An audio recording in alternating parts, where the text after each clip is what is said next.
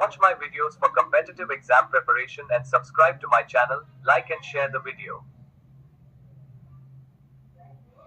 मेरा यह वीडियो समीक्षा के तौर पर पेश करना मेरा उद्देश्य है। इसका किसी व्यक्ति, देश, राजनीतिक दल या संगठन से कोई लेना देना नहीं है।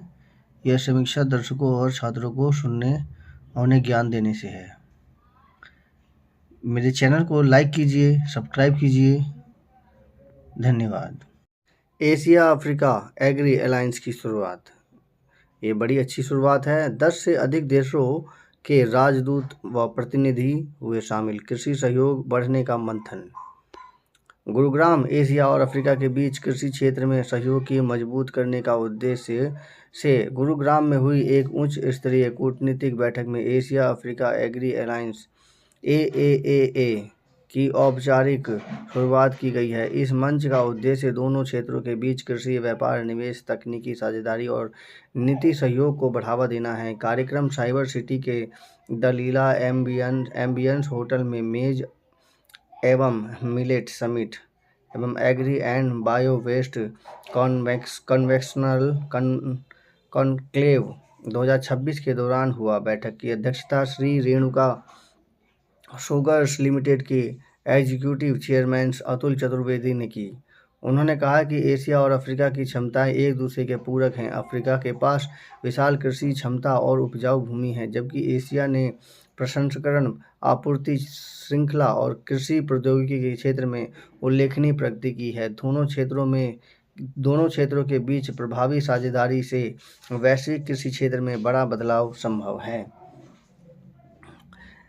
ये बदलाव तो संभव है, लेकिन कहीं ऐसा ना हो कि अफ्रीका के मामले में कहीं चाइना आगे बाजी मार ले जाए, और कई क्षेत्रों में तो वो बाजी मार भी ले जा रहा है।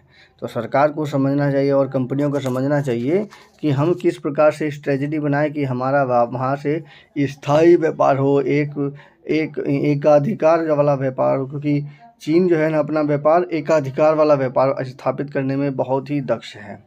उसकी टक्कर में कोई आ ही नहीं पाता। तो इस बात को समझना चाहिए कि हम किस प्रकार से व्यापार करें कि वहाँ पर व्यापार स्थायी हो, और उसके लिए चीन की ऑब्जेक्ट की कंपनियों की कमजोरी को पहचानना पड़ेगा।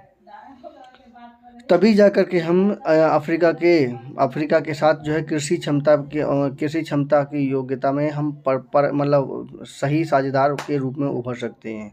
एक समय ऐसा भी आ सकता है कि उससे हमारा घाटा हो। अगर हमने उनकी रणनीति सही ढंग से नहीं बनाई तो उससे हमारा घाटा भी हो सकता है। तो इसलिए इस बात को समझना चाहिए कि हमें व्यापार से ज़्यादा उनसे हमारा घनिष्ठ संबंध हो, जिससे कि एकाधिकार के रूप में हम लोग वहाँ पर पनप सकें।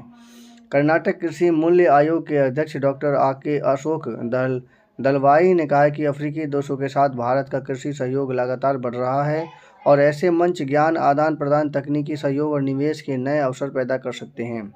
बैठक में United kingdom, Germany, Spain, Hungary और ऑस्ट्रिया सहित कई देशों के राजनयिकों के साथ चाड, नाइजर और बेनिन दूतावासों के प्रतिनिधियों ने भी भाग लिया है। चर्चा के दौरान नियामकीय समन्वय, बाजार पर पहुंच, निवेश और तकनीकी उपयोग जैसी चुनौतियों पर विमर्श किया गया है।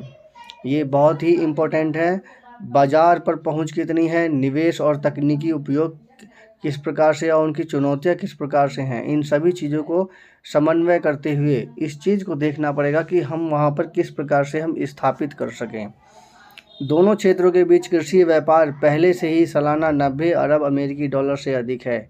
इसी पृष्ठभूमि में एशिया अफ्रीका एग्रो अलायंस की एक सेक्शन 8 गैर लाभकारी संस्था के रूप में स्थापित किया गया है, जो कृषि खाद्य मूल्य श्रृंखला में व्यापार, निवेश, नीति सहयोग और तकनीकी साझेदारी को बढ़ावा देने के लिए एक संगठित मंच प्रदान करेगा।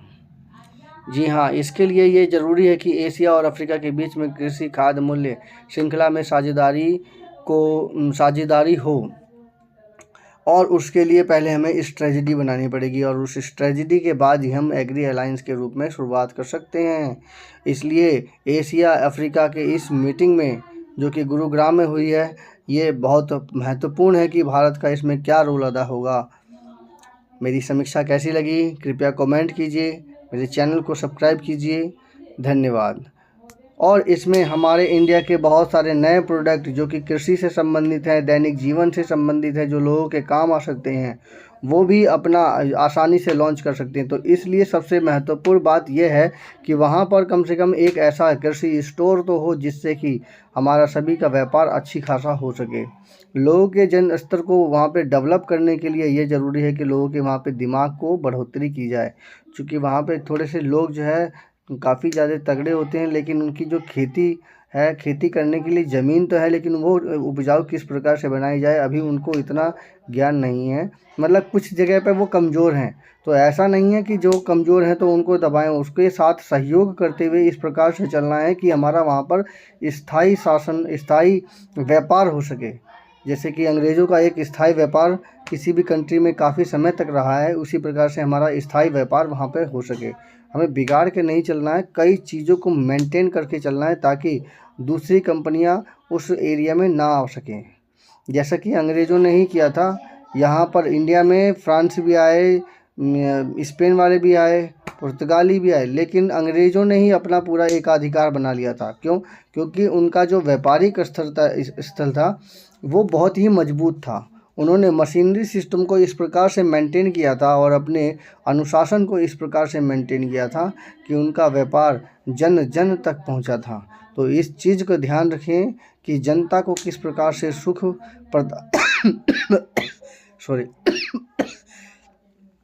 प्रदान किया जाए, जिससे कि जनता हमारी कंपनी की तरफ अट्रैक्ट हो। ऐसा ना समझें कि वो हमारे को गुलाम बना रहे हैं, ऐसी भावना ना पैदा हो जनता में। इसीलिए इस प्रकार के सहयोग बनाते हुए अगर चलेंगे तो हमारा अफ्रीका से बहुत अच्छा संबंध स्थापित हो सकता है। आपने भी देखा होगा कि कई सारे व्यापारी जो खास करके गुजरात और महाराष्ट्र से हैं, वो अफ्रीका में बहुत ही अच्छा व्यापार कर पा रहे हैं। क्यों? क्योंकि वो इस तरह से घुल मिल गए हैं कि वो उन्हीं के साथ अच्छा व्यापार सिस्टम इस प्रकार से स्थापित कर रहे हैं कि अपना व्यापार वो पुख्ता तरीके से चला रहे हैं, जिससे कि लंबे समय तक उसका बेनिफिट मिल रहा है।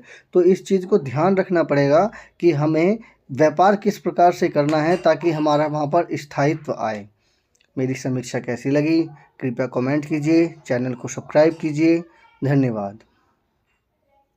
बहुत सी इसमें स्टार्टअप कंपनियां अपना इसमें योगदान दे सकती हैं, ऐसे प्रोडक्ट में, ऐसे चीज़ों में बहुत सी स्टार्टअप कंपनियां अच्छा योगदान दे सकती हैं, जो कि शुरुआत में उभरने के लिए बहुत ही बेहतरीन जगह है। Thanks for listening. छोटों के प्यार और कंपनी आगे बढ़ती रहे। धन्यवाद।